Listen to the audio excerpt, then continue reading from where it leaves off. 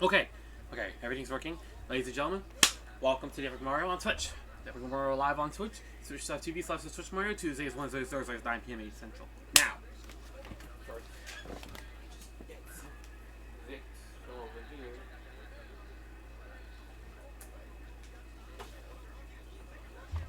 Okay, so, what's that we're gonna do?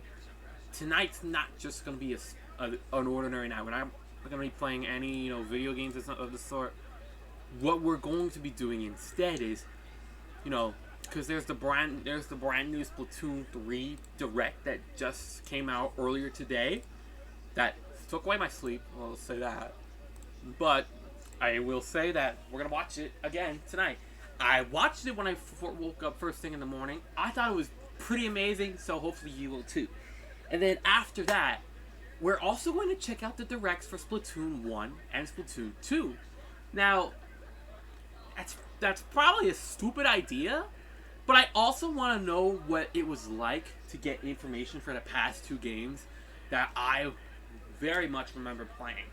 Because I still play Splatoon 2 to this day. I used to play Splatoon 1, but my Wii U is not hooked up right now. So, it'll be interesting to see what it was like when those games were still new. Now, yesterday I was supposed to play New Super Mario Galaxy 2, but unfortunately I fell asleep when it was going to start.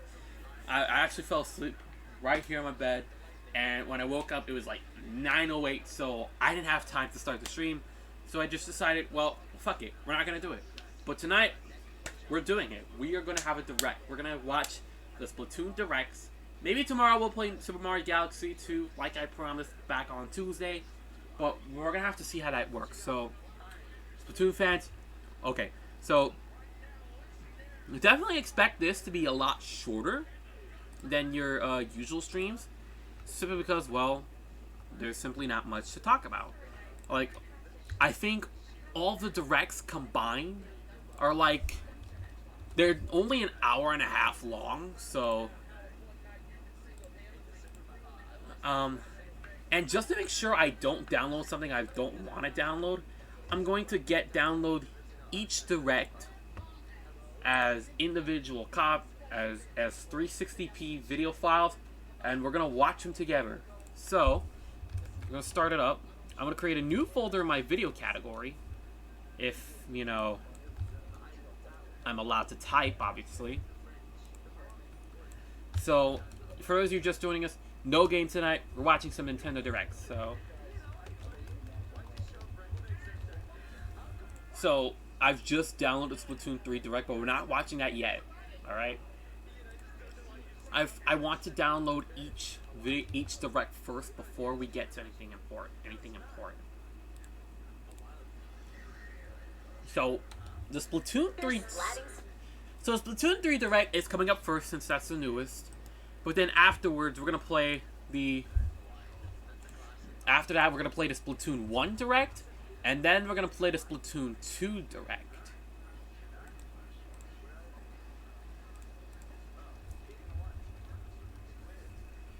I'm not gonna download them, so they're not gonna be in top quality because I want to save up some space.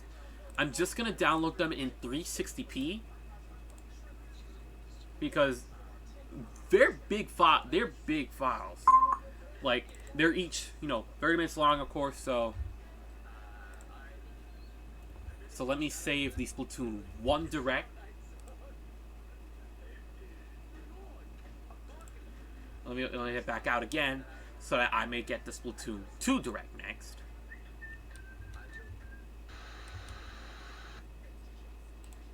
No.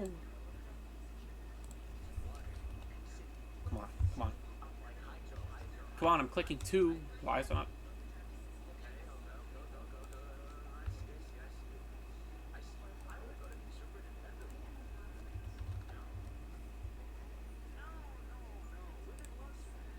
Come on, enough of the pop-ups. Like, I just want to watch some squid videos. That was stupid. Let me turn off the Fidel stream, because this time I don't want to watch Fidel while I'm streaming.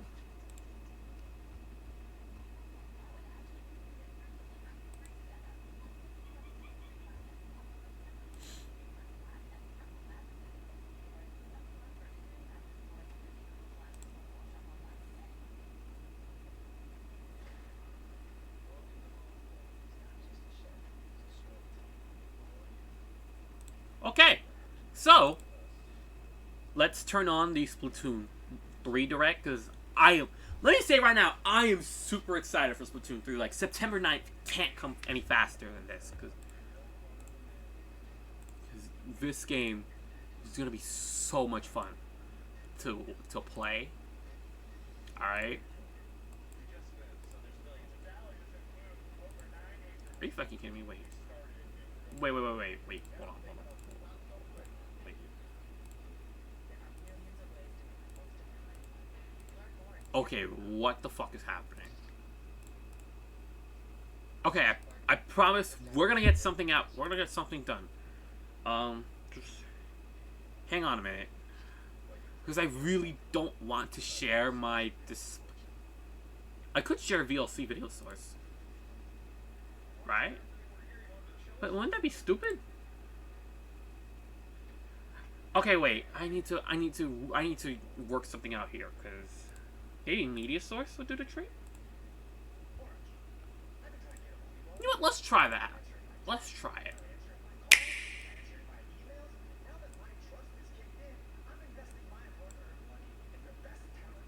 Wait, but like, can people hear? I need to work something out here.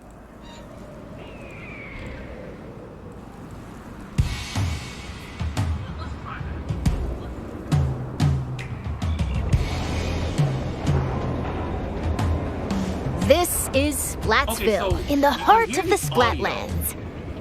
But I can't hear the audio on my side.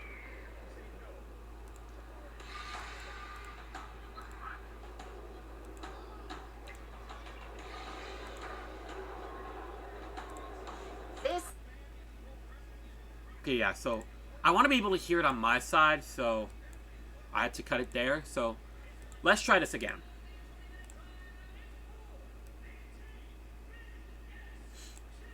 Alright. We're here. Let's turn it on. Here we go. Let's head back. Alright, let's take a look, folks. Here we're going to see mostly everything there is to know about the new Splatoon 3 game, and, well, see what it's like.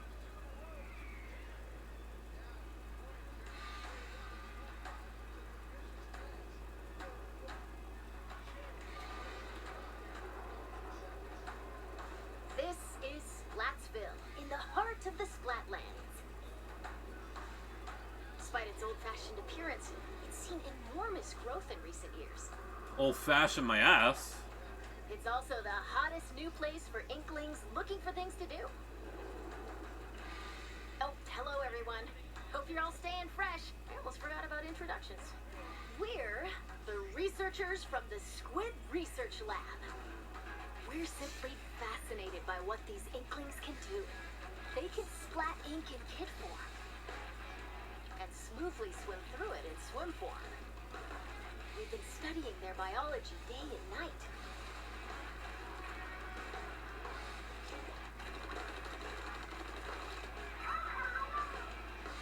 Today, we'd like to share some new findings on these Inklings while providing summaries throughout. I genuinely can't believe.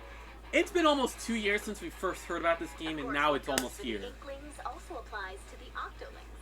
We're sure. I remember watching the Direct in February 2021 and freaking out when this game was announced. Get styling Holy with hell. some fresh fashion and get inking with even fresher weapons. Naturally, in a place called Splatsville, turf war battles are the locals' favorite pastime. 2 teams of 4 will ink for 3 minutes. The team that inks the most in their color, in other words, claims the most turf, wins. Now, that's not all inking is for. Ink walls to swim up. Or get sneaky and hide in ink to splat opponents. The more ink you spread, the bigger the advantage you'll have in battles. Whoops! If you're out of ink, submerge in it to refill. New techniques like the squid surge to swim up walls in a single burst, and the squid roll to jump out of ink while simultaneously turning around have also been spotted.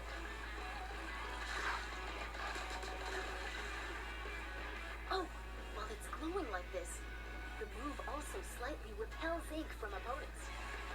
slightly. Only slightly. We've discovered where these turf war battles will take place. Let's not do that. Stages confirmed for the Splatlands include Scorch Gorge, Eeltail Alley, Mincemeat Metalworks, and Undertow Spillway. There seem to be other stages as well. Hagglefish Market, a pier filled to the brim with street vendors. The stuff here looks fishy, though. Several stages from Greater Inkopolis also return. Museum Delfoncino. Battles here take place in the central courtyard of this modern museum.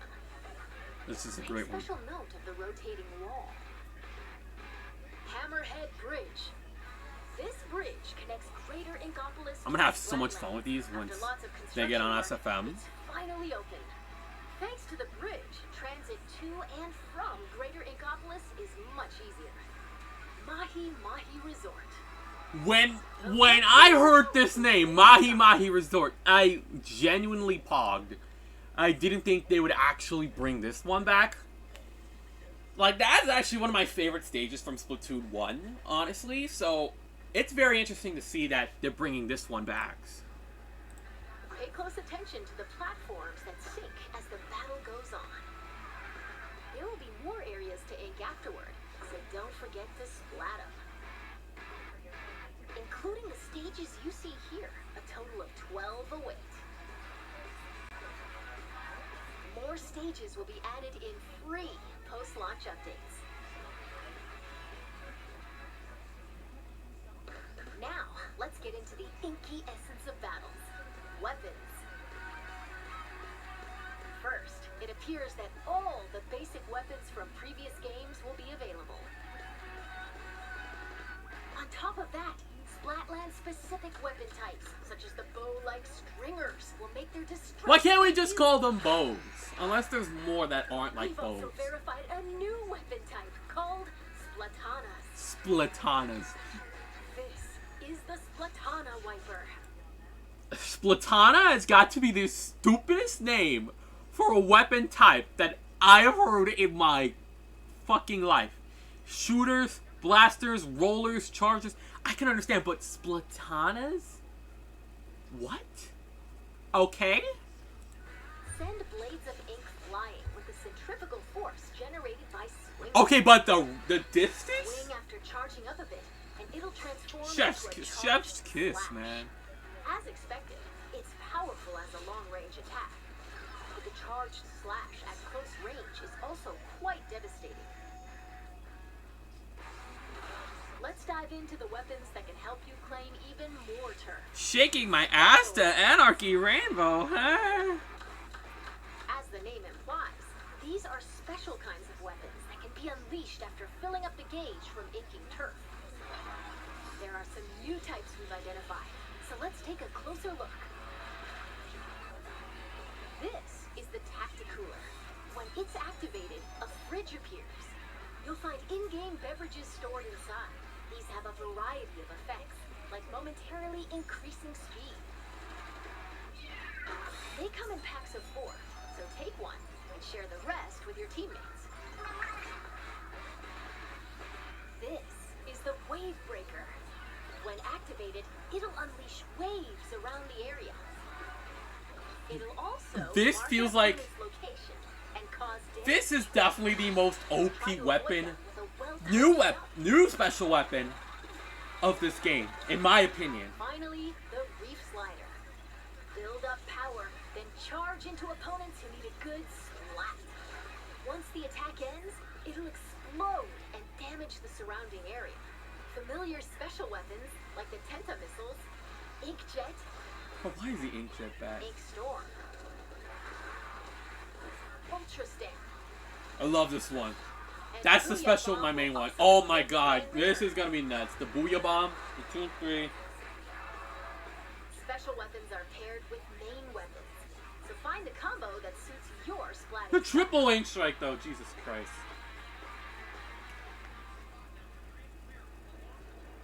Shop here to get your tentacles on some fresh weapons. This is Ammo Knights, owned by the Chat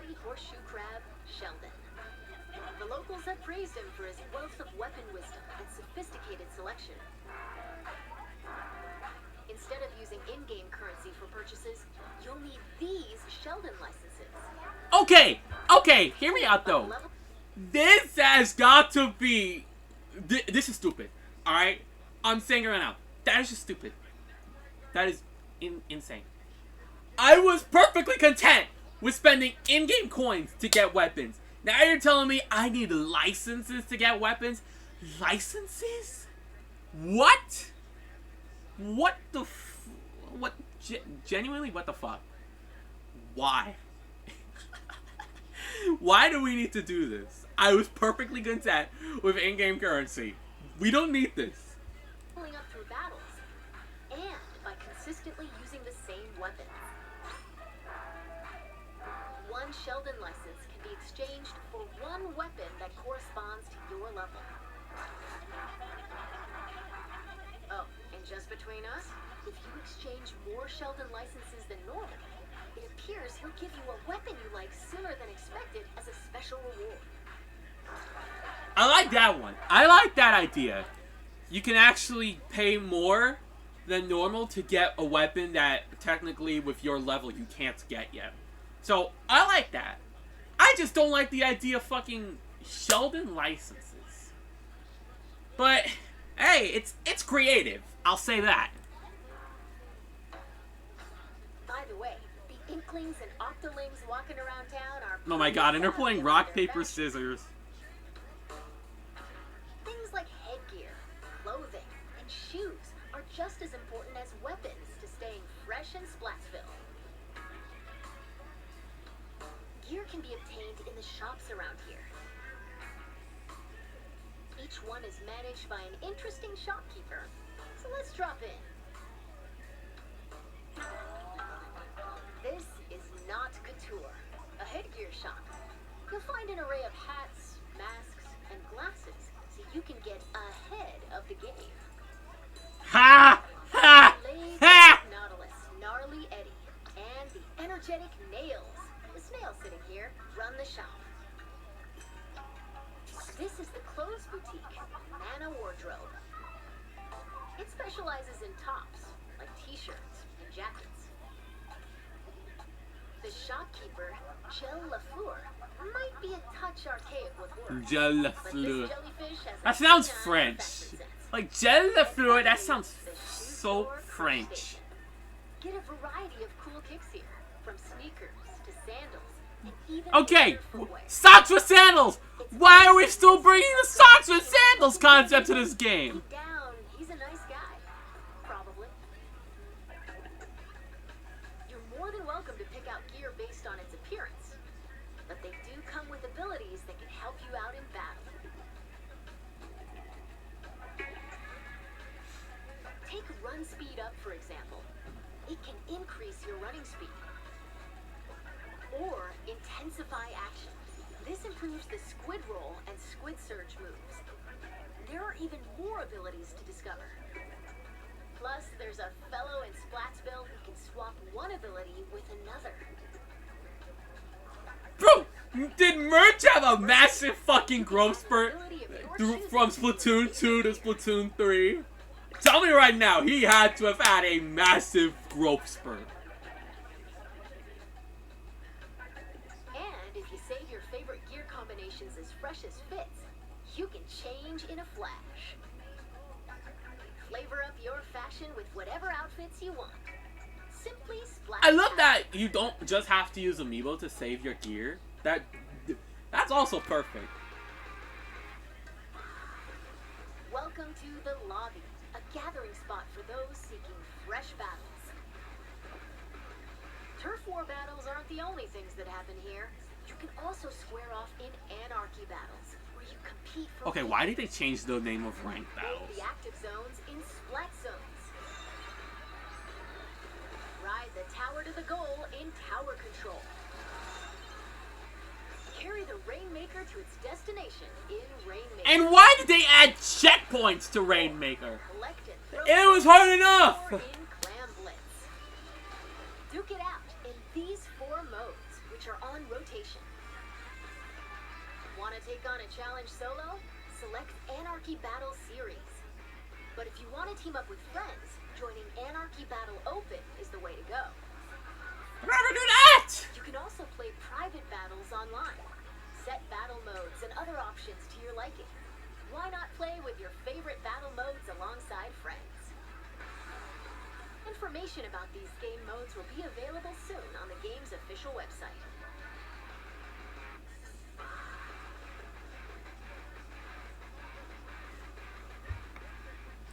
This game is already mad crazy. Now, let's talk about the features within the lobby. This is the test range. Try out and get comfy with your weapons here. Besides being able to practice whenever you want, it's also a great place to get all warmed up while waiting for rivals to join a battle. I love that! You can actually test out your weapon before a match actually starts. Online friends will appear as 3D holograms. Drop in on friends in the midst of battle and play alongside them. You can also join up and start a battle on the same team. You'll be able to see what your friends are up to. It appears that you can also call out to friends in the lobby and invite them for battles. Why not see these features for yourself? This is where you can view battle replays. It appears that it can somewhat recreate recent battles. Fast forward. Or skip to a certain part. Or even swap to another player's view. Incredible! Not only can you rewatch battles as many times as you'd like, but there's even a share feature. We hope you'll use this handy tool to help you rank up. Next, we'll analyze and discuss this space within the lobby, the locker room. Okay, I love this. I love the idea of, you know, hanging your clothes in a locker. I love it so much. Like, Afro would have such a crazy locker with this. Gear and items to your liking. Fucking yes, please.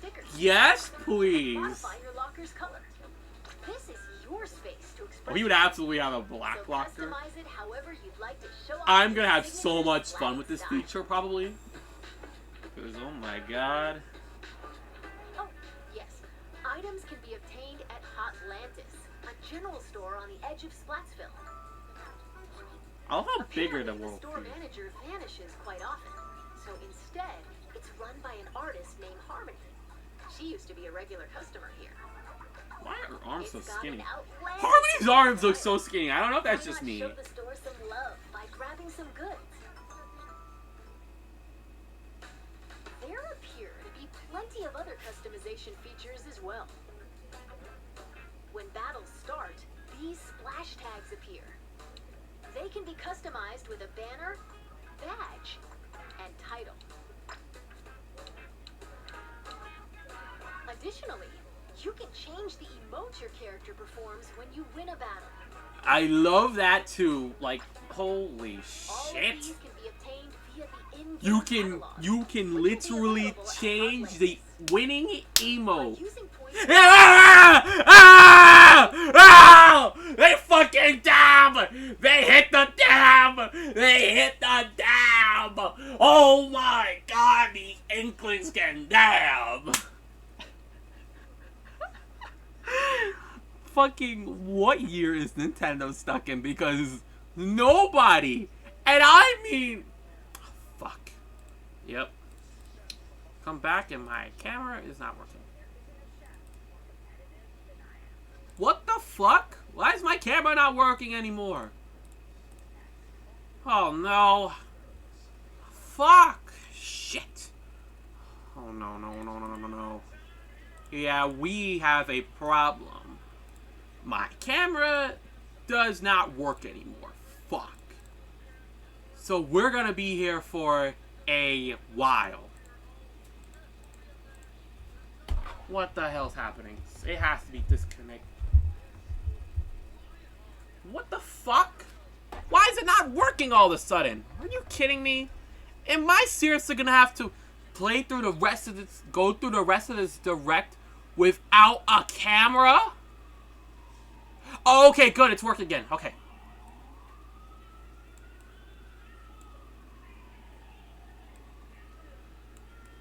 I was so scared I'd have to watch the rest of the direct without a working camera, but thank God it's working again. Back to the show. Anyways, as I say, nobody dabs anymore. That was so 2017. It's 2022. Why are we still hitting the dab? Following the game's launch, a new catalog is planned to be released every 3 months for 2 years. Be sure to snatch up everything you see in each catalog.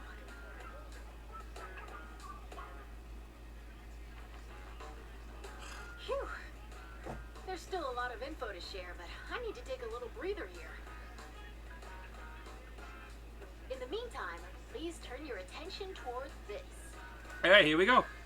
Here's the next part of this direct. Introducing Table Turf Battle! Lay out your cards for a dazzling deck duel!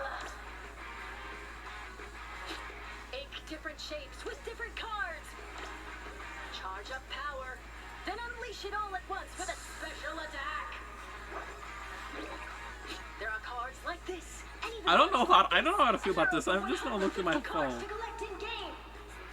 So build your deck and send your rivals packing. The Splatsville locals eagerly await your challenge. Table Turf Battle. Every player will be gifted an in-game starter deck. Excuse me, I lost my clampoosier for a second there. That was Table Turf Battle, a 1v1 competitive card battle spin-off of Turf War. It appears you can play this at the Table Turf Battle. I genuinely don't know how to feel about this. Like, I don't know if I like it or not. I'd probably just have to play it for myself. Oh my god, Salmon Run.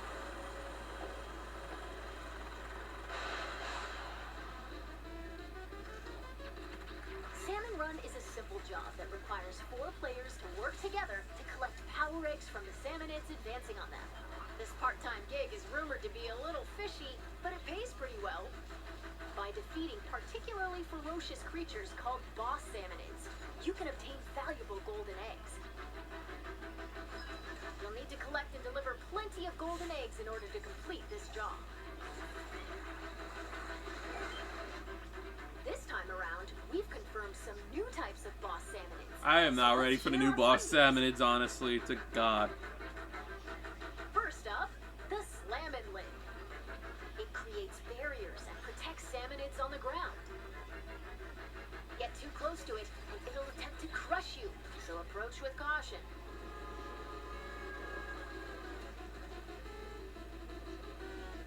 Next, the Big Shot. It fires heavy projectiles from a distance. Be prepared for powerful shockwaves when they land. With new boss salmonids confirmed, make sure you're ready for an even more dangerous salmon run.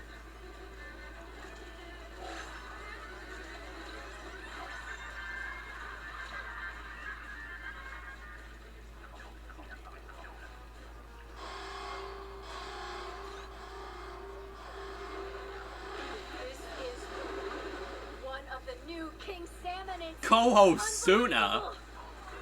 Kohosuna? Just before you complete the job. Is that fucking... They turned Yokozuna into a fish! Egg cannon, and it appears that you can fire golden eggs to deal massive damage. However, these battles are under a time limit, so rack up as much damage as possible to drive them back.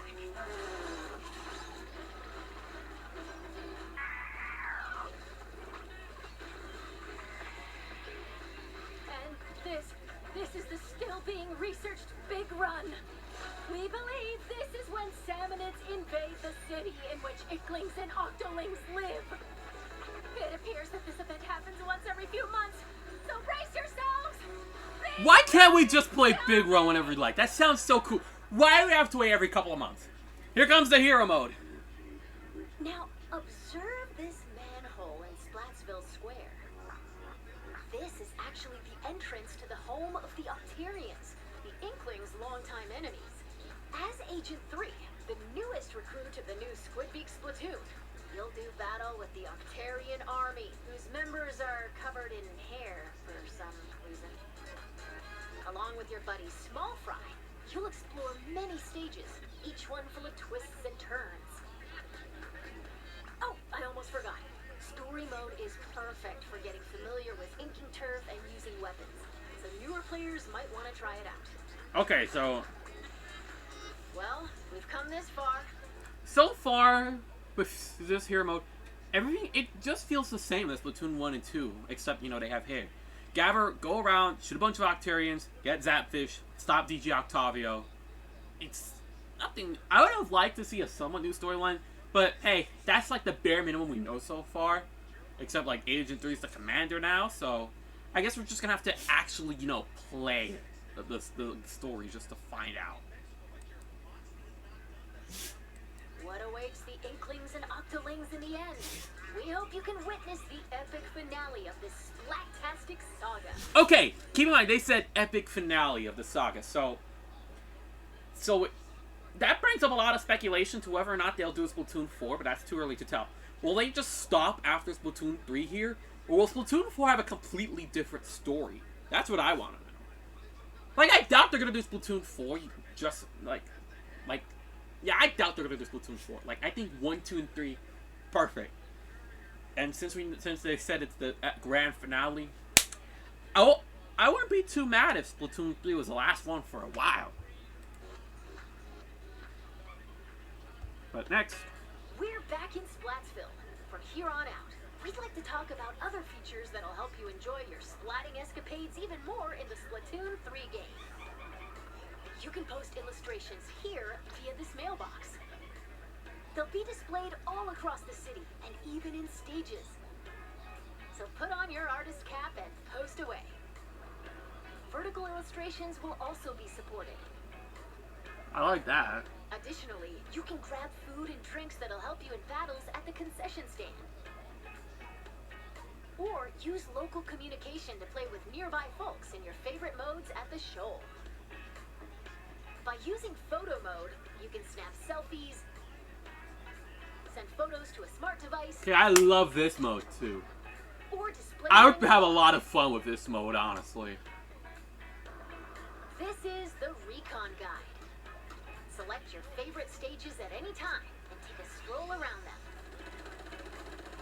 You can play for an hour this time. I think last time you were only still given 2-3 minutes. So I love that. This is Splatnet 3. You can use this with your smart device. It contains features like checking your latest battle stats and ordering special in-game gear not sold in shops from the Splatnet Gear Shop. But that's not all. Access features like Krusty Sean's Wonder Crust. Support this fellow's journey using ink points earned depending on the areas you inked during battles. Or view history to take a trip down memory lane with your past ranks. You can also snag special wallpapers and more for your smart device, so be sure to grab them. It appears that Splatnet 3 will be available at launch via the Nintendo Switch Online mobile app.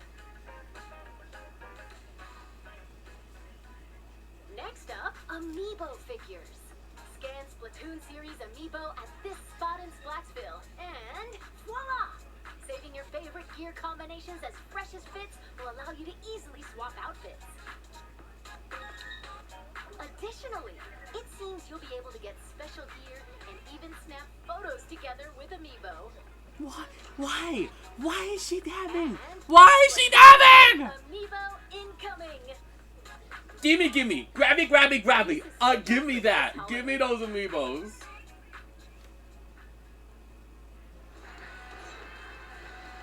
Now, let's talk about post-launch updates. As we mentioned a while ago, following the game's launch, a new in-game catalog will be released every 3 months for 2 years. New weapons will also be added around the same time as each catalog. That can't wait for that. In addition, X Battle, available after attaining an extremely high rank in Anarchy Battle, and League Battle, where every 2 hours you can compete in. Okay, but why isn't League Battle in the game from the start? Splatoon 2 already has League Battle. Why do we have to wait so long for League Battle to be in 3? And also the paid DLC. Listen. We can already tell that's Pearl and Marina, right? So that leads to a lot of speculation as to what the story is going to be about. I think it's going to be something a lot more, somewhat similar to Octo Expansion. Like, I'm not sure, because like, Octo Expansion was also, you could say, a large-scale paid DLC, but it'll be interesting to see what the DLC Off the Hook story is like. I'm a little disappointed that Off the Hook's being relegated to DLC this time around, but it'll be interesting to see what happens. Like, I don't think it doesn't look like they announced a release date for it, but considering Octo Expansion, I think we could look for this to come out like a year after this one, the base game, like June or July 2023. That's my estimation. More details will come at a later time, so please be on the lookout. And now, I'd like to wrap up this research report from the Squid Research Lab. Thank you for watching. And then, we're not done. They're going to reveal the idols right now. Huh? Who are you supposed to be?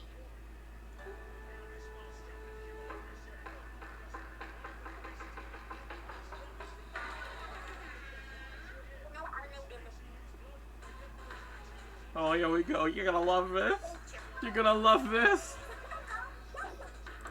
Look at that.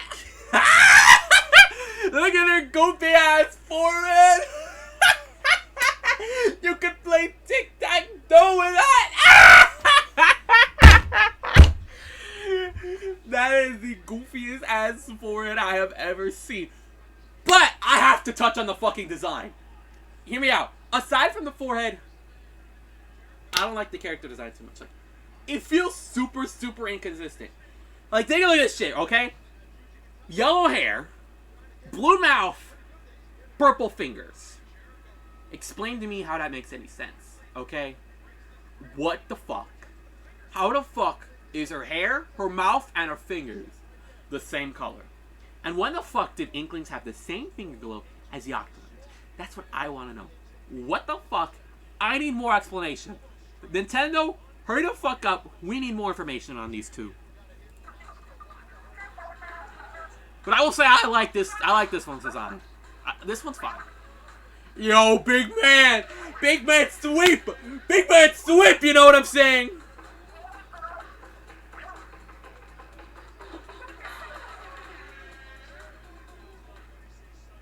Oh, Squid. I completely forgot to tell you about Deep Cut. They're an incredibly popular trio who host the Splatsville news program, Anarchy Splatcast.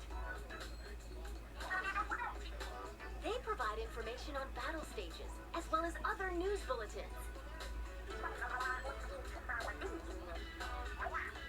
While we're on the subject, the youngsters of Splatsville own sea cucumber phones. They can check the news while doing other activities, as shown here. And...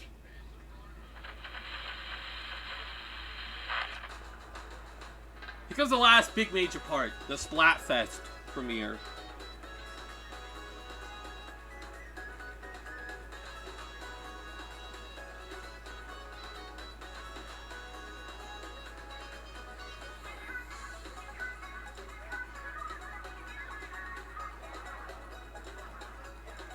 Shit!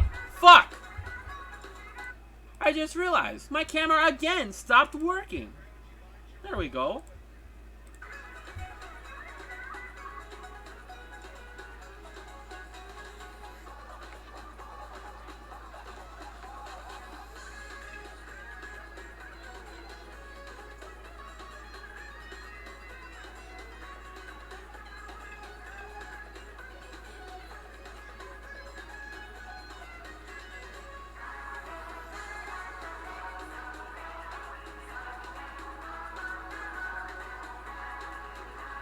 I don't know, this kind of goes hard.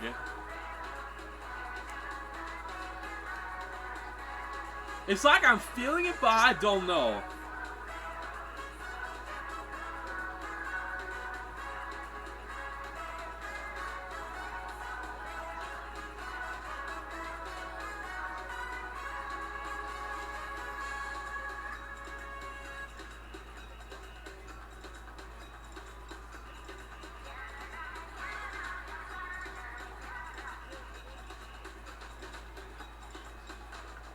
It's been confirmed that Splatfest will make a return. In these events, you pick a team based on the announced theme. She's doing the Macarena! She's doing the fucking Macarena! And this time around, there will be 3 teams to choose from. Splatfest consists of 2 halves. In the first half, teams will compete in 4v4 turf war battles. The second half is a tricolor turf war. It's a special mode where, whoa, 3 teams fight at the same time. All players on the team currently in first place will start in the center of the stage. 2 players each from the second and third place teams will attack the first place team from opposite ends of the stage.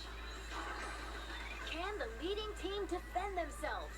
Or will the other 2 teams exact revenge and force them out? Use the I love this concept. control the battle and Like, it's an interesting concept. working alongside the Do I members like of it? Deep Cut. Yeah, I kinda. I can't wait to try this when the first official Splatfest comes out. Okay, we're going to close out this presentation with an announcement from Deep Cut. Take it away.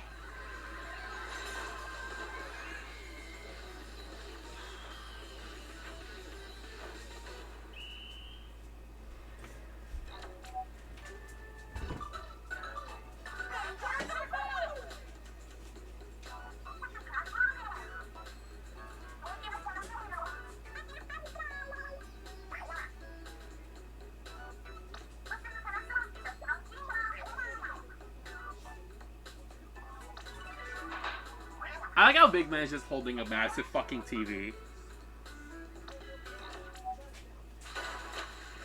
There it is, folks. The Splatfest world premiere. Saturday, August 27th, 9 to 9. Well, that's Pacific time. So for me, that's noon to midnight. Like, I'm not gonna try this though. I'm just gonna wait for the actual game to come out on September 9th. Because I don't know if I want to try this.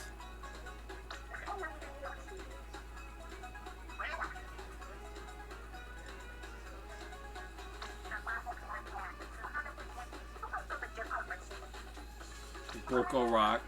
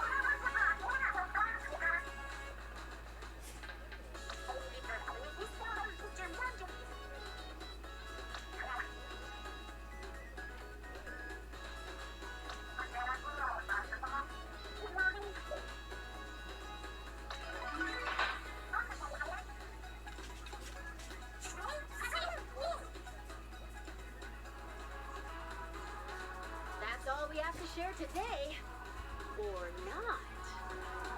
And now, announcing the Splatoon 3 Enter the Splatlands Invitational 2022 tournament. This event will take place on September 5th at PAX West. Some of the top finishers from this summer's... Alright, that's the last thing that's important for this particular game. So,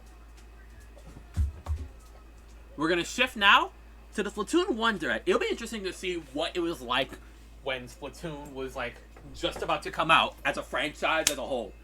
I think so. Yeah, Splatoon 3 coming out on September 9th. I cannot wait to play. I've already pre-ordered the game, so September 9th, We're gonna be busting with this game. I'm saying that right now.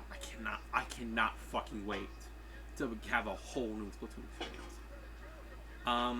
So yeah, let's shift gears now to see what happened back in 2015. Why not? I will be pausing a lot less because it's already 9:48, so we're like almost halfway through.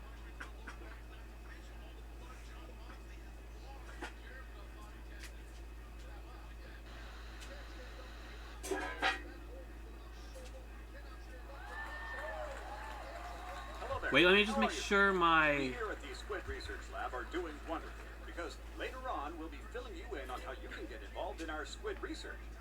But first, it's our job to present to you our findings on the ecological curiosities of this fascinating squid creature.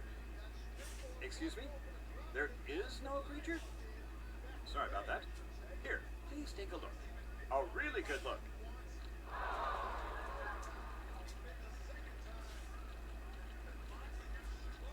See? A little squiddy. But this is no ordinary squiddy. This particular squid can in fact transform into a humanoid. Eureka indeed! In squid form, they can dive into and become one with their ink. While in humanoid form, they can utilize various tools to cover their turf with it. Trust me, I'm geeking out too. I'm a scientist. That's all I can do. While we have officially named this breed of squid the Inkling, we prefer to just call them squid. Unsurprisingly, they each have a gender. There are Inkling boys and Inkling girls. And like more common squid, they can alter their appearance at will, including skin tone and eye color. That would... So, that's how I know they can change their skin tone at will? But that's not something I would personally do. Like, in terms of, like, Oak's original characters, alright? But, hey, the girl and boy, now in Splatoon 3, there's no more gender, only style! You know what I'm saying? Yeah! We love that! NB rep! Oh, but I'm not in non-binary. Another curiosity. These squid apparently gain the ability to transform into humanoid form at the age of 14. In this bipedal form... So this feels like a lot like, you know, general biology. Just from, you have the development process, where they move. They can swim through ink at high speeds. It's hardly worth comparing. They swim at nearly twice their running speed. This affects jumping too. The height they jump is equal in both forms. However, if they build momentum before jumping, their distance will significantly increase. Despite everything I know of gravity, matter, and science in general, they can also swim up walls when submerged in ink.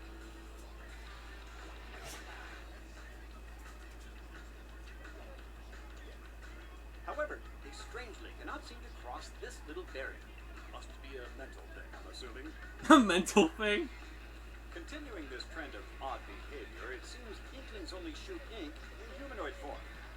Using the Wii U gamepad controller's gyro sensor, one can alter which way they're aiming and make adjustments as they ink. Ah, ink flowing like a torrential waterfall. Science is beautiful. Glop some ink, hop in the ink, swim in the ink. This is the basic movement pattern of the Inkling. We barely dipped into this creature's odd behavior patterns. Let's dive a little deeper into this titillating batch of scientific goodness. One unique Inkling habit is to protect its habitat. Oh, the humanity, or the squididity. Inklings refer to this goopy, garish scene as a turf war. They split up into two teams of 4 Inklings each. Then, they fight. Why? To claim their turf, or at least to cover more of it than the other team in 3 minutes' time. Their weapons of choice? Anything that dishes out massive inkage.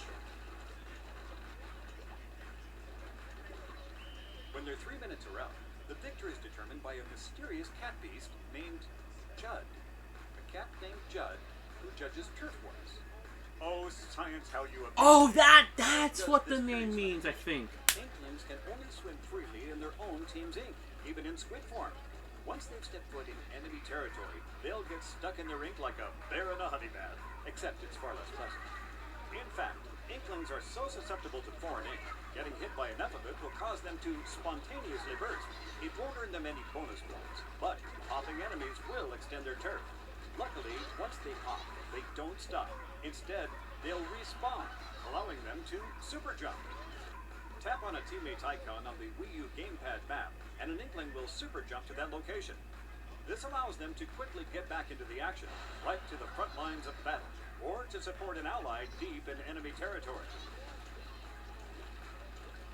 However, I've also heard that less aggressive squid may prefer hiding from others and focusing on covering territory to increase their turf. Hide and go ink. It's a sound strategy. Points are awarded for performance in a match, and points are currency for use in game. That's not all, pupils. Your points also determine how fast you level up. Fascinating. Squid are all about happening events, especially turf wars. And here are a few spots you'll find them. This strange location is called Urchin Underpass.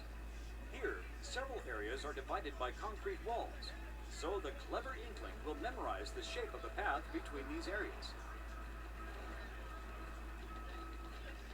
Squid should especially watch out for the path connected to the center plaza. It gets messy there. You think? Next, we'll examine Salt Spray Rig. This danger zone is known for the large chasm between its high and low areas. Both teams will surely attempt to claim the large area on top to earn a victory from above. I wouldn't. That said, if they're not paying attention to the lower area, the opposing team may turn the tides of battle covertly. I'll actually just retain the interim AEW title. Black Belly Skate Park contains many wide open areas, so the I don't see why they wouldn't just use this as a skateboarding rink. They turn everything they see into a fucking turf war map. It's a race for ownership of the center platform. If a team can manage that, they should be able to manage a win by controlling the higher ground. Walleye Warehouse is a close quarters map. Teams are locked in a tug of war on two sides of a series of obstacles. Arowana Mall jams both teams into a narrow area for intense matches. Looks like turf wars can break out just about anywhere. Like my chronic rash. Moving along. Although inklings are mere squid, I must say they are extremely fashionable.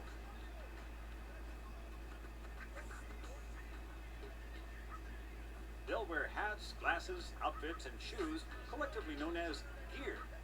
I'm no fashion expert, but as a scientist, I'm utterly enamored by squid culture. My theory, these fashionable squid trends must stem from an urban habitat. Let's take a look. Here it is, Inkopolis, fashion central for a young squid kid.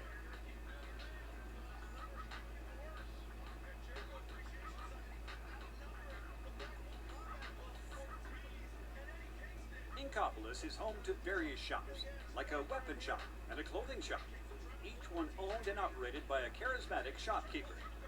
Now, take a look at that tower in the middle. The shopping area next to it is called Booyah Base. Here, each shopkeeper represents a different section of marine life.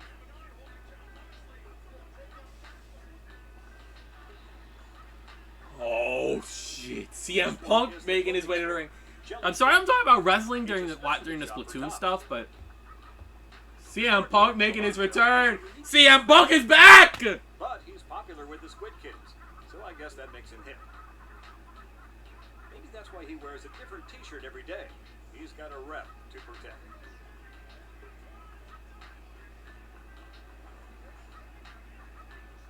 Next up, the shoe shop, Shrimp Kids. This store is devoted to the fashion of footgear. The store is owned by Krusty Sean, the tiger prawn. He loves shoes so much, he wears a different shoe on each of his 8 feet. Oh no. Oh, I thought that was the weapon shop for like a minute. I thought we were gonna. In All addition right, to whatever. caps and hats, it offers glasses and other accessories too.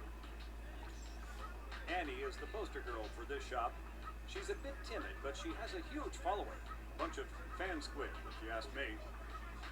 Oh, and that's Mo. He sure has a sharp personality.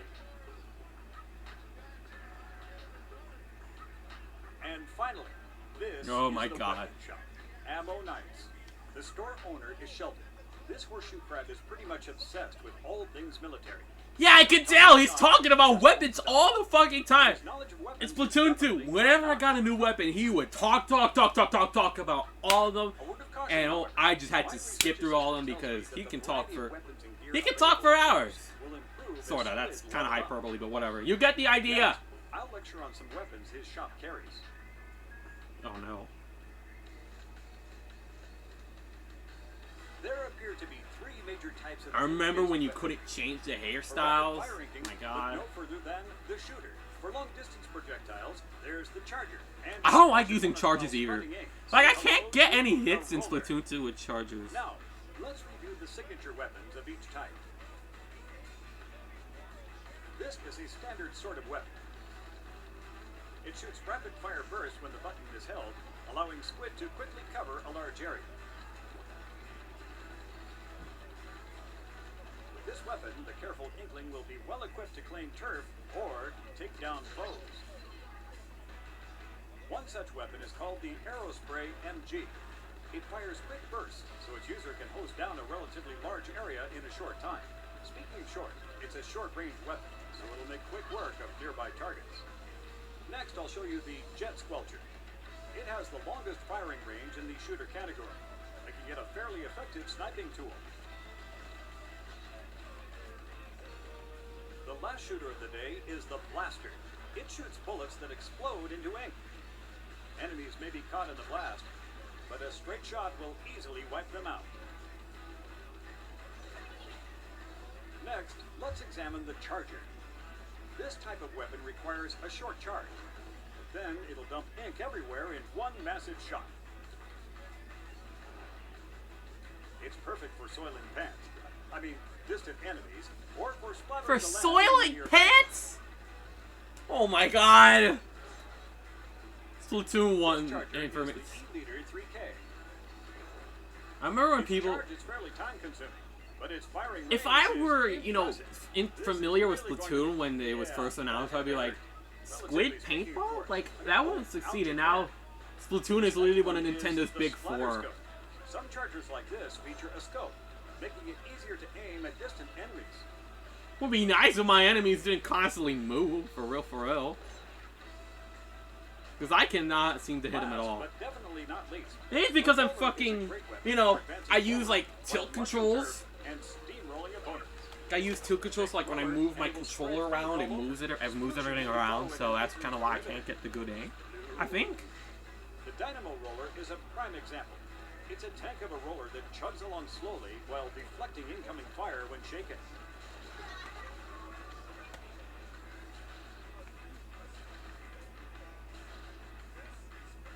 The three types we just showed you are all main weapons. Oh shit! It just paused. Oh fuck. Let me just But make there sure are my sub-weapons thing and is still special working. weapons, too. Together, Yes, weapons yes, and broken sub-weapons battery. are Cock, I agree. Cock. To Squid, selecting a weapon set that suits one's battle style is of pinnacle importance.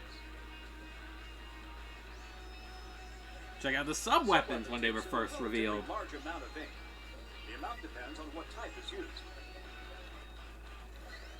There are 9 sub-weapon types, including some gadgets and support tools that have the scientific community geeking out. One fine example is the suction bomb. It sticks to walls and other surfaces, exploding shortly after. Now, for a different thing that goes boom, try the burst bomb. It may not be as powerful as others, but it explodes on contact and uses less ink, allowing an inkling to throw them in rapid succession. The point sensor is a support tool. It doesn't attack, but it does locate sneaky enemies and shares that information with all teammates.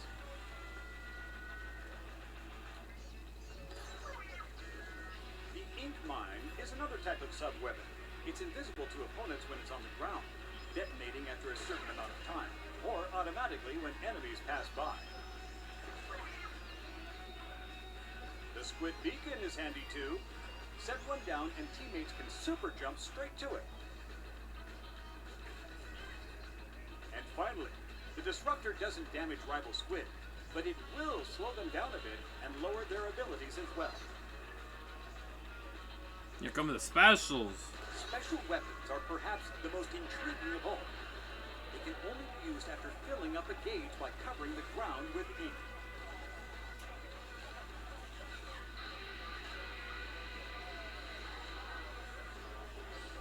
The ink strike defies reason.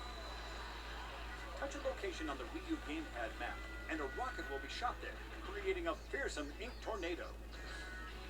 This is the most OP weapon in Splatoon history. I'm saying that right now. Period. Point blank. The is great for locating enemies. For a limited time, it allows an entire team to see the foe's locations. The bubbler is pretty self-explanatory. It creates a protective bubble that deflects enemy attacks. Get near a teammate, and they'll get bubbled too. And finally, the Kraken can turn an inkling into a giant invincible squid. For a while anyway. So, let's see. A main weapon, a sub-weapon, and a special weapon. It seems squid always go into a turf war with a set of these weapon types. But squid battling proficiency isn't just about weapons. Let's take a look at the area outside Booyah Base to find out more. Inklings like to gather here because they're drawn to happening events. These particular squid are other players encountered online or via Miiverse. But if Inklings are one thing, it's fashionable. They've developed several brands of couture and enjoy mixing and matching styles to create their own unique look. Studying the different types of gear squid use offers some fascinating insight into their strategies. If a squid sees something they like, it can be special ordered.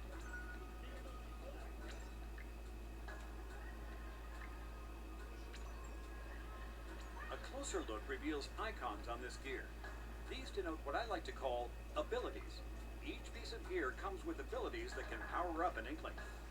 There are many types of gear abilities. For example, if a piece of gear increases ink efficiency, the lucky inkling who has it equipped will consume less ink than usual when using a main weapon. Doesn't look like a Other stark abilities difference. include damage up, defense up, and speed up. Plus, more curious ones like the ninja squid and stealth jump. The number of abilities each piece of gear can have is based on its star count. The more stars it has, the more slots it will have. Up to 4 abilities can be equipped per piece of gear. However, other than the first one equipped, abilities are assigned at random. Frequent usage of the same gear apparently generates more abilities to equip. In this way, Squid can level up a piece of gear to enhance its strength or make up for its weaknesses. And so, gear combinations can improve one's strategy. By the way, I suppose I should explain who this mysterious fellow is. His name is Spike. Somehow, he can increase the number of slots allotted to gear. That said, one can't make a request without a super sea snail. And it won't always be easy to acquire one. If one does take advantage of his services, it may be possible to optimize the abilities of every single piece of gear. Oh, and remember, gear ordered in the plaza can be picked up from Spike.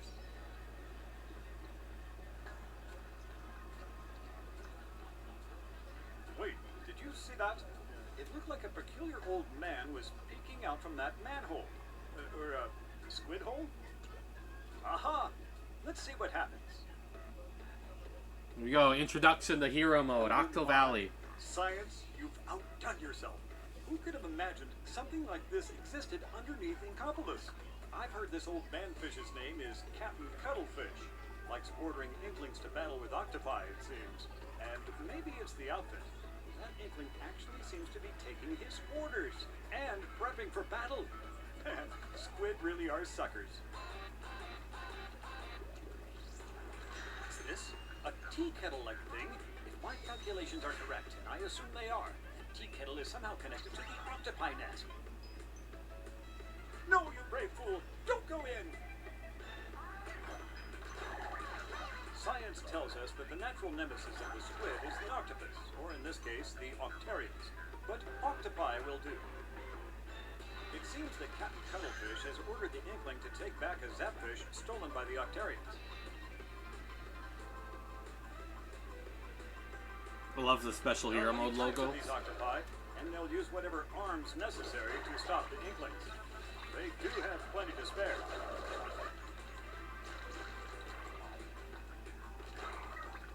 Just look at all those gadgets and gizmos.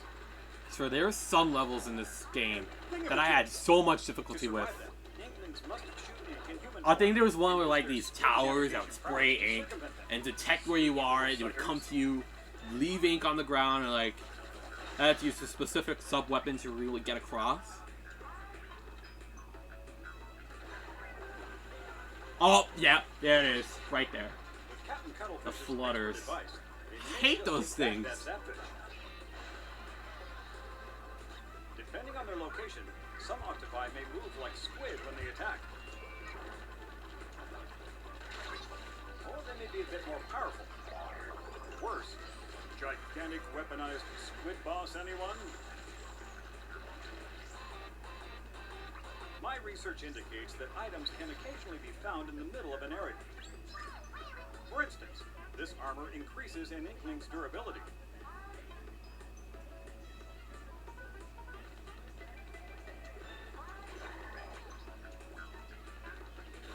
Looks like there are other helpful items too, like the muffler or other special weapons.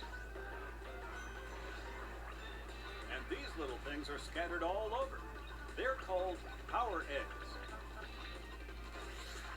They don't look like eggs to me. Power eggs power up your weaponry.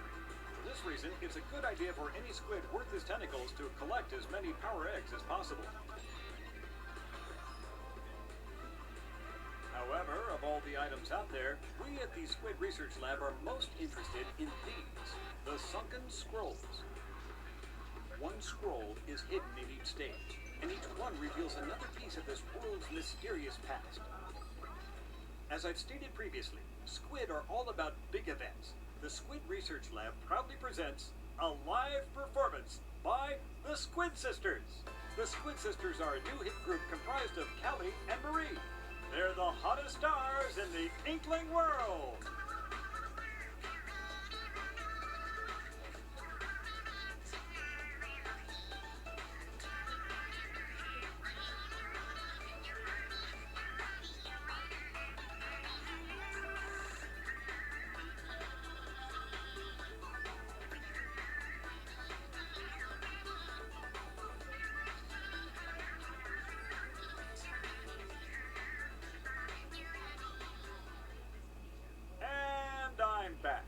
Science never sleeps. That's the Squid Sisters. I want to say that's when they were first revealed. Or is that earlier? I don't remember. Because I didn't grow up with Twitter when Splatoon 1 was coming out and they were revealing new information. Inklings can compete in local multiplayer skirmishes, play against friends casually, and practice to perfect one's skills for online battles. The goal? Elementary. To deflate the most balloons and egos. 1 point is awarded per pop balloon. But taking damage will subtract some points. Points earned during the last minute are doubled. That way, underdog stories are... Now, I have never played this mode in my life. What the hell? Maybe because I didn't have any people to play with. Because I didn't play Splatoon. There was nobody in my house. We could play Splatoon 1. Using a different input device. Oh yeah, and that's also why. We didn't have an extra controller. I think. In Battle Dojo. A confident squid may want to swim onto the World Wide Web to battle against opponents from all over the place. Look no further than Inkopolis Tower to enter such an online battle. There are two types of online battles, regular battle and ranked battle. Regular battle refers to the turf wars, which I detailed in research record number 5. In this mode, the winning team is decided based on the amount of area covered in their ink. After each match, players are shuffled between the two teams like the motion of particles, randomly, in other words. In this mode, Inklings can easily join friends who are already playing online. As always, teams are chosen at random, so they may end up as bitter rivals. In online battles, wise squid will notice that certain weapons offer key advantages in certain stages. So weapon choice is an important strategic decision. To best apply these strategies to the battle at hand, Inklings always choose from 2 stages. These stages change out every 4 hours, giving eager Inklings a reason to fight throughout the day. In fact, a newscast will announce which 2 stages are available for play when they change out, allowing clever squid to pick the right weapon set for their current situation. The other online mode is called Ranked Battle. There's more than one way to play this mode, including Splat Zones, where squid brothers and sisters fight for control over a specific portion of the stage. Whichever team holds on to this area longest wins the match. Because both teams are drawn like magnets to this one area, these battles are incredibly fierce by nature. In Ranked Battle, players are rated based on skill, and skill alone. Ranks go up and down based on wins and losses, with ranks ranging from C- to A+ across 9 levels. That way, players of similar ranks can face off against each other. Alright, here's where we separate the Inklings from the Squid Babies. You see, to participate in Ranked Battle, one must reach level 10 or greater, but that's not all. One other condition must be met to play Ranked Battle, a global condition. All across the world, the more players that reach level 10, the closer we'll get to reaching an exciting new event. At that point, Ranked Battle will be unlocked for the world to enjoy. The Squid Research Lab will provide status updates on this worldwide event on Nintendo's social media channels, including its official Tumblr account, SplatoonUS.tumblr.com. Oh my god, they had a Tumblr? Splatoon.nintendo.com. I'm sure that together They had a Tumblr account for Splatoon? And it would announce when Ranked Battle would be available for all? Enjoy honing your skills, unlocking gear, ranking up, and fending off the Octarian threat. Now, for what is quite possibly the most startling revelation of all. Soon, Inklings the world over will have tons of exciting events to look forward to. It all starts after the launch of Splatoon. Various elements being powered up with free content. You won't know what to expect, but you will know to stay tuned for what's happening and what's coming. Sometimes new stages will be added to the mix. The initial selection has plenty to wrap your tentacles around. But soon after launch, some far more technical stages will be added. Did they really add that many? That's what I want to know. This one, the ink brush. This roller type weapon looks like a paintbrush. But the only They part refer it's to the again ink brush as a is roller? turf war. Eventually, Fucking gear what? will be added as well, including 99% sure they declared its own individual weapon after Splatoon 2, I think. The next to arrive is We'll have to check out the Splatoon 2 direct later on. Why science is it interesting? Stand on the tower in the center of the stage, and it will start moving on a rail toward enemy territory. The team who pushes through the tower and to the goal first wins. Sadly, the poor Inkling on the tower will be a constant target for the opponent team. Such is fate. The squid on the tower must be punished for his actions, and his allies must protect him. Natural selection at its finest. Ranked Battle will also receive a third rule set called Rainmaker. So far, my research is inconclusive, but they must have called it that for some reason. Making it rain, baby! Making it rain! Oh, yeah. Moving along, August is when the competition really heats up with a major event. Wait, This what new those? event will add in 2 additional matchmaking options, as more and more players master the strategies, weapons, and stages of turf war and ranked battle. The first allows 4 friends to team up and search online for another team to battle against. Oh. And the second option will gather 8 friends together to wage custom online battles, enabling players to choose any stage and any rule set they Oh want. my god, This will be Private perfect Battles for was settling old was scores an or update to the starting original a new Splatoon? rivalry. Holy Seasoned shit, squid I had no Sounds idea. tasty. As you can see, there are tons How much of time's left? exciting events Okay, there's coming 5 this minutes month. left of this particular direct. Oh, the amiibos. It's my understanding that the fun doesn't end here. At the corner of this plaza, we've discovered a classic arcade machine. Let's take a look. Eureka! This 8-bit style. Oh, the nostalgia. This game within a game is called Squid Jump. It's a simplistic minigame where all you have to do is jump your way to the top. But it can be quite exciting to go for a high score. It's a fun diversion for any squid waiting to be matched for an online battle. Speaking of fun, here's There's the another one to amiibos. play. I love that art. That's right, Amiibo. There's an Inkling girl, an Inkling boy,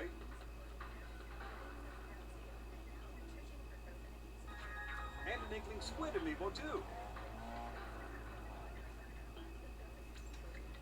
Each one offers 20 different missions. The Inkling Girl offers charger challenges, where you take on stages in Octo Valley with only a charger. The Inkling Boy provides roller challenges.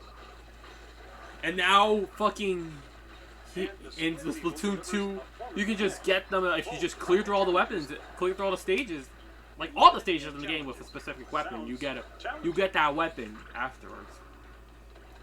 Which I never tried. Like, that just feels like the ultimate challenge, you know, to go through each and every level in hero mode over and over again with a certain outfit just to get a specific weapon. Can be swapped and played at any time, or while you're waiting to be matched. Oh, I did not get this one yet. I still have the amiibos with me, so... But I can't play Splatoon 1 right now because my Wii U is even hooked up. Oh, I almost forgot to divulge the most scientific... The Splatfest! The introduction to Splatfest! Splatfest. Remember the Squid Sisters? It seems they're not just pop stars. They're also the host of a news program that announces events that add in new maps and break battle-related news, including Splatfest. Splatfests are very special events that happen in Inkopolis. The players all across the Americas will be divided into 2 teams.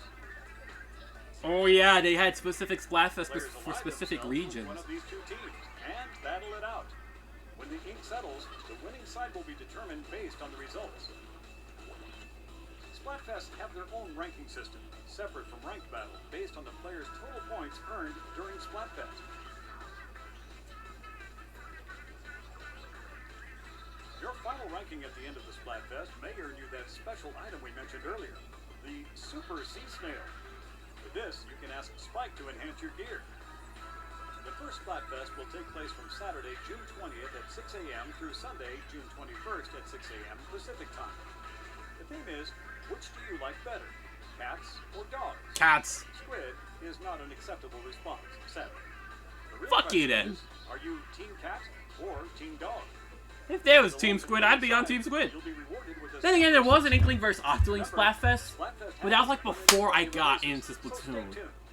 Well, it seems we're reaching the point where the human mind simply cannot handle any more squid-related info. However, I expect you all would like to know how you can conduct your own research. So I have one more major announcement. Thank you. Thank you very much. The Splatoon Global Test Fire is happening. Nintendo Oh, this is when they announced the test fire. a global celebration for science that will give players a taste of the action before Splatoon releases. After this announcement, we'll release a free demo version of this Splatoon Global Test Fire on Wii U. This software will allow you to test fire Splatoon globally at these specific dates and times. Speaking of, during this event, Nintendo will be hosting a live stream where staff from the Treehouse will play the game. But they're not the only ones playing.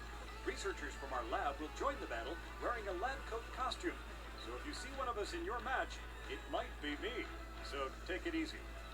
Apparently, players who pre-order or purchase Splatoon at GameStop will receive a code for 2 Splatoon DLC costumes for Oh my god! These look horrible! Fucking... I get it. This was before they actually confirmed the Inklings for Smash, when Smash Ultimate was around the corner, but holy shit. Fucking... This was the only way to play as Inklings back then. Holy fuck. I wouldn't want to do that. Okay, but switching gears now. It's 10:21, so there's like some time left before it's time to wrap this stream. So we're going to skip ahead to the Splatoon 2 Direct. Let's take a look. Oh, hi there.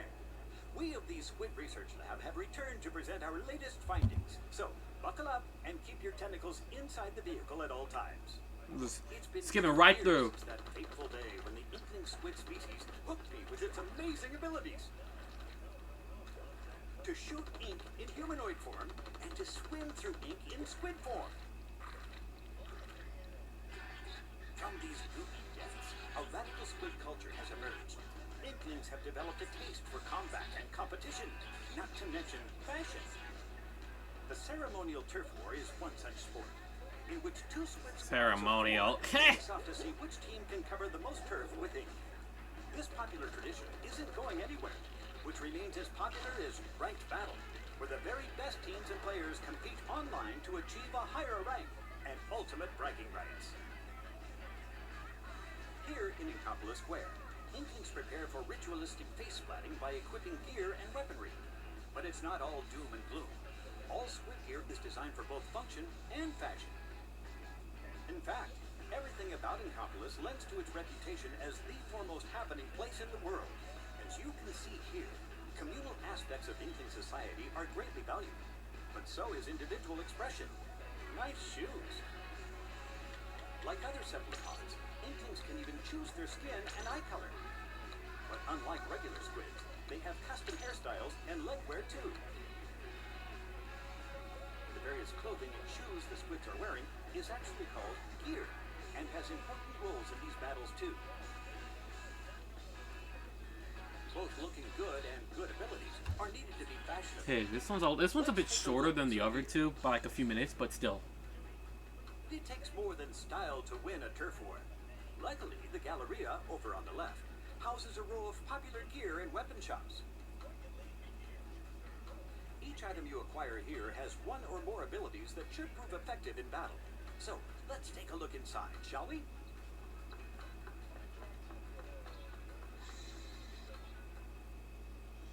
This is the headwear Who the shop. fuck just waits for the door to open? Got Like, just fashion stand on the there, brain. wait for the door to open, and then Slow. just go in. From Like, just half walk to in! this The seasonal door always automatically fall. opens, you don't have to worry about a thing! Though I must say, she's a bit of an odd one.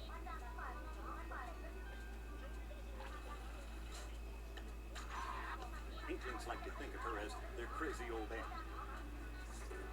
E.O. Cloth Shop is a clothing boutique run by a jellyfish named Gelfonzel. Unlike most jellyfish, he can speak the Inkling language. But it's almost as if he learned to speak Inkling by reading ancient Inkling literature. His strange manner of speaking aside, young squids of Inkopolis are crazy about his wares. Next up, the shoe shop, Shella Fresh. They have all kinds of footwear here. Sneakers, sandals, boots, you name it. And might I add that Bisque is the least crabby spider crab I've ever met.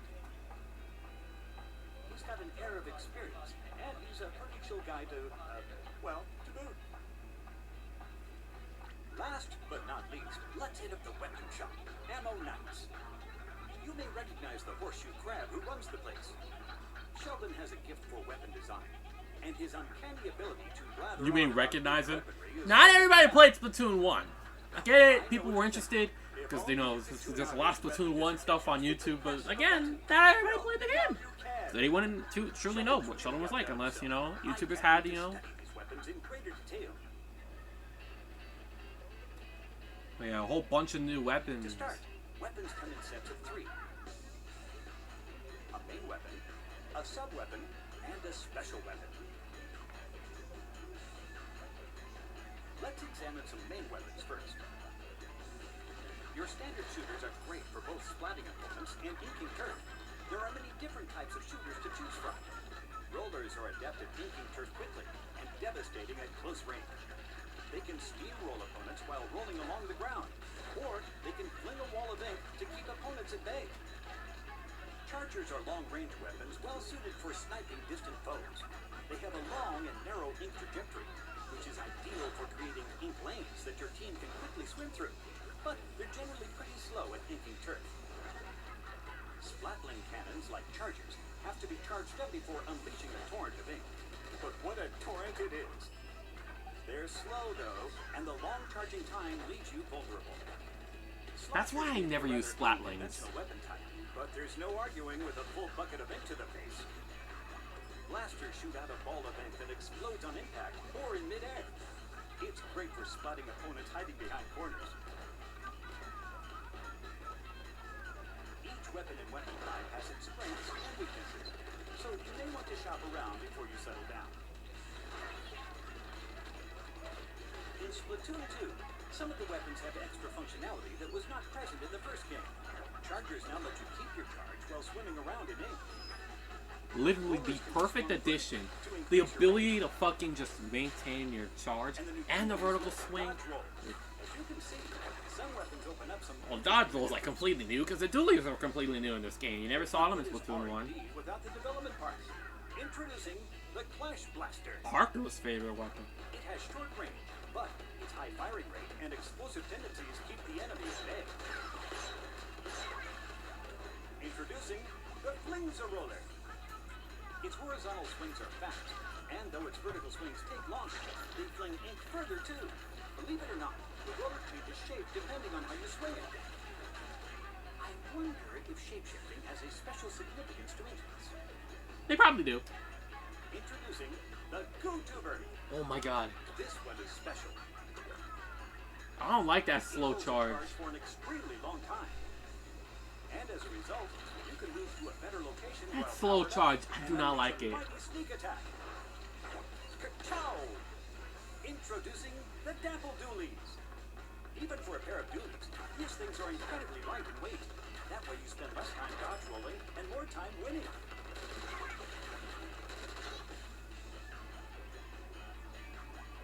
But what about sub-weapons? In addition to spreading ink and attacking, sub-weapons provide... You think they wouldn't just fucking squid his way out of there? reconnaissance. Squid swim? Some are really making waves with inklings. For instance, the Autobomb locates and hunts down enemies. Also, wait, I'm curious, because, like, I want to know if they, like, they said here that there'd be a post-update story, like, you know, the Octo expansion. That's just for the Obviously, they didn't reveal yet, but I want to know if they teased it here. Definitely curious. We're just gonna have to keep watching. and natural weapon combinations. So try them out and find what works for you. Now for the all-new special weapons. And by all new, I do mean all of them are new. As veterans know, you have to cover turf to fill up your gauge or no special weapon for you. Additionally, when another player's special gauge is full, their UI icon will glow, giving you more information on which to act.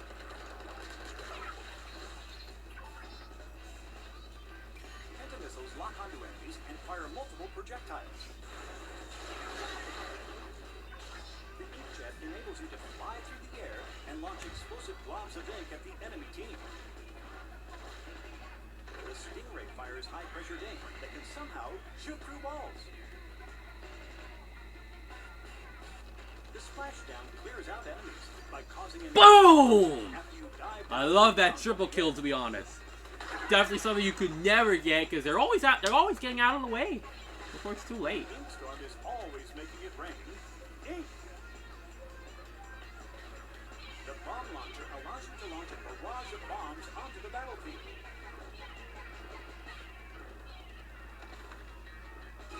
Ink armor increases the defense of all your allies for a set period of time, completely negating the damage from a single attack, no matter how strong. And finally, the Baller puts you in a giant, explosive hamster ball that will roll you wherever you want, even up walls. Just imagine the possibilities afforded by each of these special weapons. So far, we've examined inkling gear, weapons, and the strengths and weaknesses inherent to each of them. It's important to choose the right ones to take into battle for the stage and mode. That's why I always use the Splatoon 7 or the Aerospray PG. They give me the best skills. The best fighting chance, I mean. No matter how many times you get splattered, Like, every other weapon I have is, like, bad victory luck. is yours. It really pays to cover up enemy ink. It not only adds to your coverage, it reduces theirs and restricts their movement around the stage. Inklings will do battle anywhere. City streets, a sports club, an academy, a concert,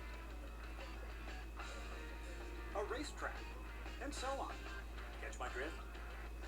I certainly hope so, because these stages are riddled with hazards, such as this shipyard.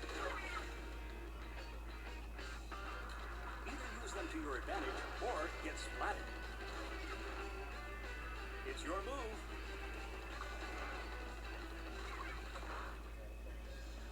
In addition to turf war, serious squids can experience the thrills of ranked battles. There are 3 modes that run Fucking every 2 hours. Switch Online was free until they fucking brought in the online service. We have to pay to play Splatoon. The team that maintains control longest reigns supreme. Tower control. Fight for control of a tower that moves on rails when you're standing on it. Ride it all the way to the goal in the other team's area to win. The tower will stop at key checkpoints, resulting in fierce battles for possession.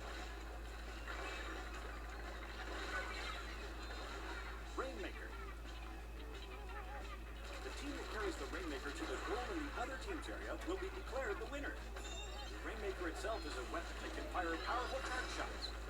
Pushing your team forward while protecting the Rainmaker is the key to victory.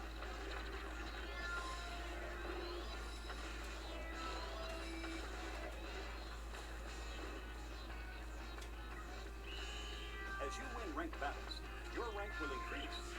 This will result in being matched with players of a similar skill level in future ranked battles. This time around, you'll have a separate rank for each mode.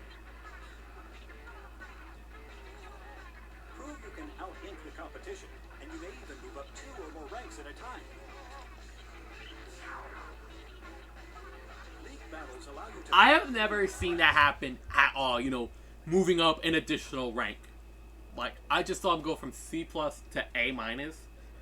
Never seen that happen. I am pretty sure that was like a trick. Because name one time that's actually happened. For real. Fight alongside them and battle your way to the top of the charts. You can enlist one other friend to form a pair and be matched with another pair, or connect with 3 friends to form a 4-squid team. League battles play out as ranked battles over a 2-hour period, or until the stages change. Your score is based on your wins and losses during that period. If you play well, you can receive an in-game medal to commemorate your awesomeness. I have never played League Battle in my life, I'll say that. Now, oh, well, if it isn't Merch, the sea urchin. Talk to this guy and take your gear from fresh to freshest. Depending on the ability, you can reduce your ink consumption or move a bit faster. You see, gear have different kinds of abilities. Some for headwear, some for clothing, and even shoes. Let's see, I have a number of trendy gear abilities listed here. First up, Thermaling. This ability allows you to track distant players that you've hit with your main weapon. The Object Shredder ability increases damage dealt to all non-player targets. Quick Respawn reduces your respawn time if you get splatted repeatedly without splatting anyone yourself.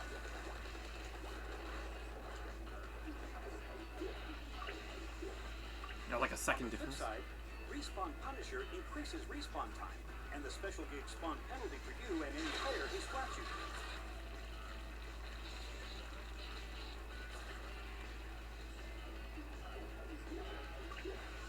And the drop roller lets you tilt the left stick during the super jump to perform a forward or sideways roll when you land.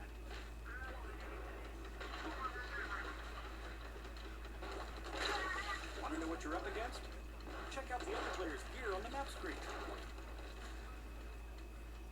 Gear abilities present many unique challenges, so it pays to study not only your gear, but the competitions as well. Remember, Merch can add or remove gear abilities.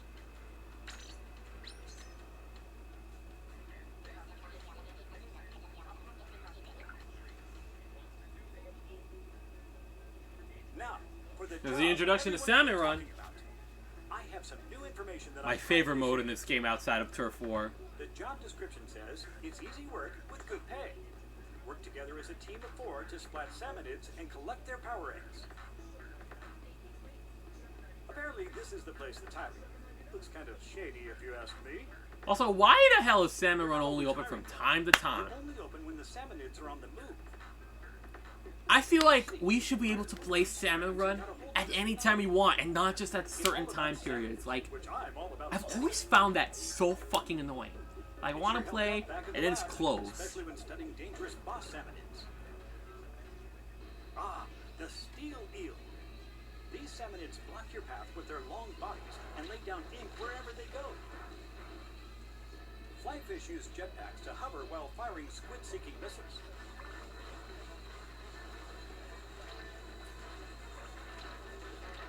the Steelhead.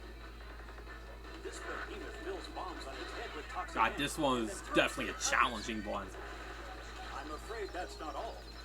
Other undiscovered Oh my God, that one is like lurk the in worst. Fucking stinger. Science changes with the time. Sometimes when I play Turf War, I feel like I'm honestly always the one who has to fucking get it. Stay on guard Get it, when and fall not... hits. Salmonids will attack from all sides. I don't usually see people attack the stingers, to be Salmonids honest. will rush you with incredible speed.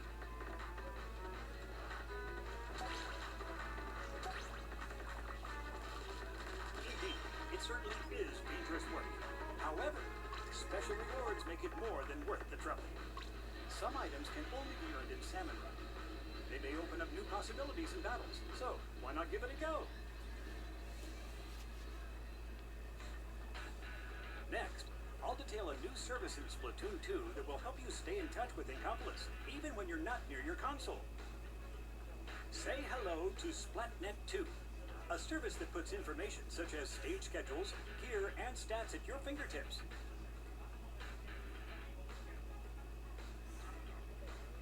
I find this is like a cool concept for me. In Splatnet 2, you can view detailed And I know they're doing results from the Splatnet 3 for Splatoon 3, so look at the weapons and gear I wielded could by try the that out, but I players in don't the know my weapons. Nintendo account You login. can also That's a look at your problem. win rates for specific modes and stages, helping you to analyze and improve your game. You can also view your lifetime inkage, a feature that shows you how much turf you've inked compared to real-world places. That is certainly a stupid idea, I'll say And that. for you gearheads out there, there's also a separate Splatnet shop that allows you to send gear to merch in Incopolis Square. He'll keep it in the back for you.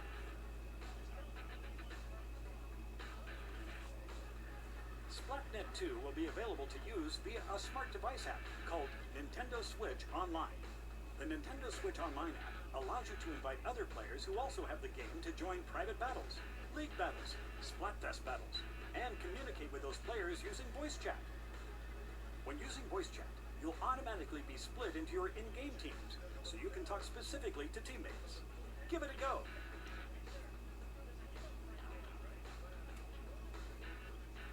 I personally just use Discord for this shit. I've never once used the Splatnet voice chat. I feel like Discord is just better when playing with friends. Check out this equip menu. Here you can set the control sensitivity separately for TV and handheld mode. And there's also a handy sort feature. Next on my list is Amiibo figures. You can save your control settings, gear, and weapon loadout, and nickname to any Splatoon Amiibo. Then, you just tap that Amiibo on any Nintendo Switch console to instantly use those settings.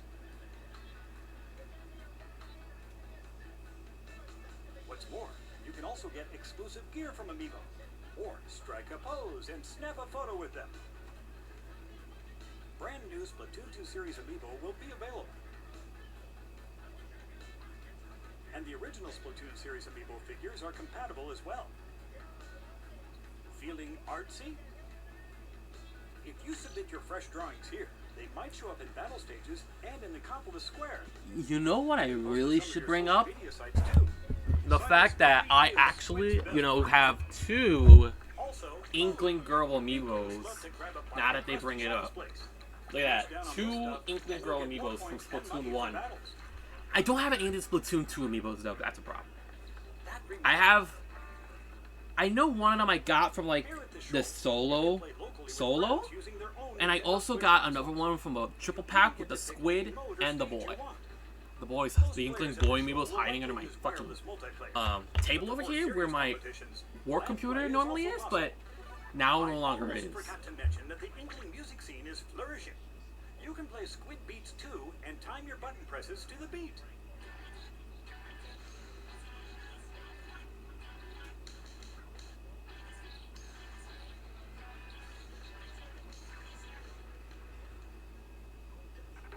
Here's the hero mode again. 6 minutes left of this thing. Notice this manhole or squid hole in the plaza? It leads to the home of the Octarians, arch nemesis of the Inklings. Venturing here will put your prowess to the test. Stand alone against a multitude of challenges and an army of menacing Octarians. It's also a great place to learn the battle basics. I like this play Different on. weapons into battle and Okay, I'm master still their on Twitch. nuances and nuances in combat situations. Just smash that shit. I'm gonna be able to catch that on a dime. Oh my god, I hate those missiles. I hate that specific Octarian too. And what's up with Marie? She looks awfully worried about something. Well, we've seen some fresh weapons, gear, and stages today. What more can science offer us? How about some content updates? New weapons are in development. Say hello to the Brella. The Umbrella was post-launch. I feel like I forgot about that. Press and hold the button to open it up and block enemy attacks. I completely forgot the Splat Umbrella was a post-launch update. You can even do Why aren't all the weapon types just available from the start? That's what. At least have just a random umbrella be available at the start and then add more later. plus new special weapons are on the way. And the Bubble Blower too. Why is that also a fucking post-launch update? And of course, new gear too. Fashion is a fickle beast after all. Over time, more stages will become available as well. Over at the lab, we're crazy excited to calculate the many ways this will change the game. Expect weapon, gear, and stage updates for around a year, along with 2 long years of Splatfests. Okay, they didn't I hint at. guess you could say it'll stay fresh. Okay, so they didn't hint at the extra hairstyles that they had put in later on, or the bonus Octo expansion story. But here we are introduced to the Splatfest that ran for 2 years, unlike the original, which only lasted for one year. It'll be interesting to see how long the Splatfest for Splatoon 3 run for. I'm curious. But what is a Splatfest anyway? I'm sure some of you know them even better than me. These events split players into 2 sides and pit them against each other in 4-on-4 matches for a limited time. Each Splatfest has a polarizing theme, leaving players with one option: pick a side and compete to win in turf war. May the freshest team win. And for the first time, you can fight alongside your friends on the same team.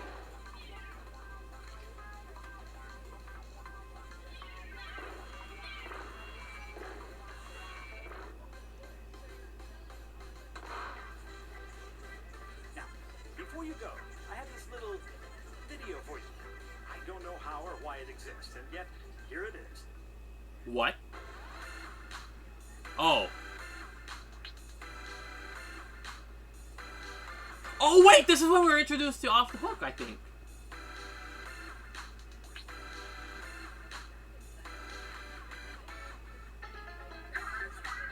Yeah, I was right.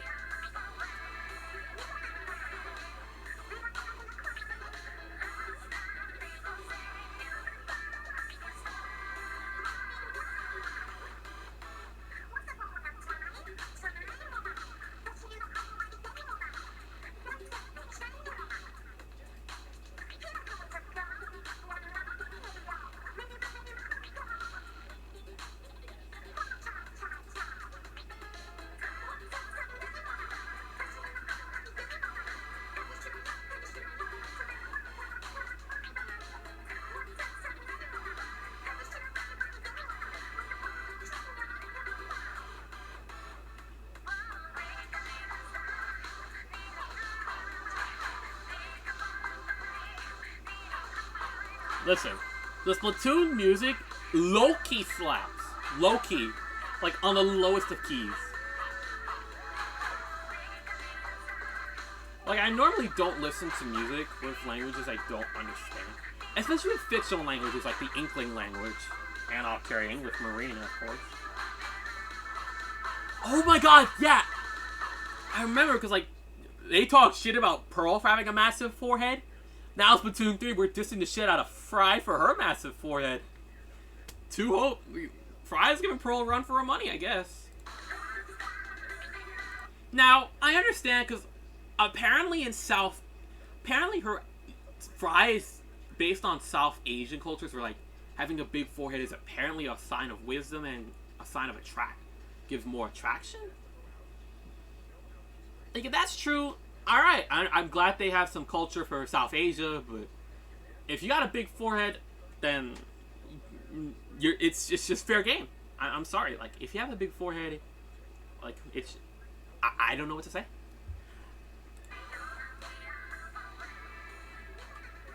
Because, my God, everybody was talking the shit out of Frye's forehead. They were playing tic-tac-toe. They made it even longer. You gotta love the Splatoon community, man. Fucking love it here.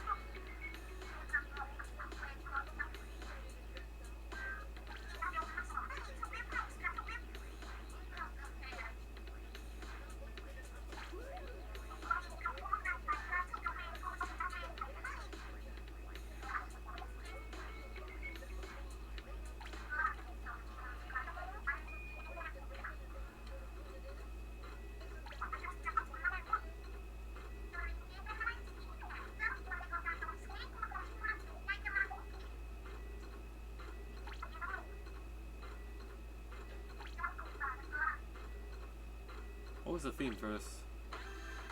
Cake and ice cream. 3 to 7 p.m. Pacific.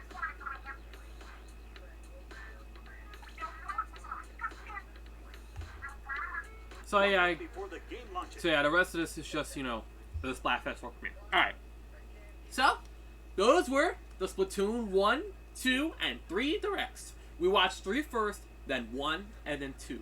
So it was interesting to know what it was like when Splatoon 1 and 2 were new, and it was interesting and it was fun to rewatch the Splatoon 3 Direct. It was so fun watching it earlier in the morning when I woke up. But hey, I'm excited to play Splatoon 3. I love playing Splatoon 1 and 2. I have the Splatoon manga, I have Splatoon plush, some amiibos, so I'm pretty big on Splatoon. I have a Splatoon shirt, so I will say, I'm hooked on Splatoon. What can you say? But our journey ends here, folks. I hope you guys enjoyed watching what it was like when Splatoon for games were new. So we will be back tomorrow, 9 p.m. 8 Central. We'll probably play Mario Galaxy 2 by then because I've been wanting to do that all this week. So I hope you guys enjoyed, and well, it's rest time for me. So I'm out this bitch. See you later.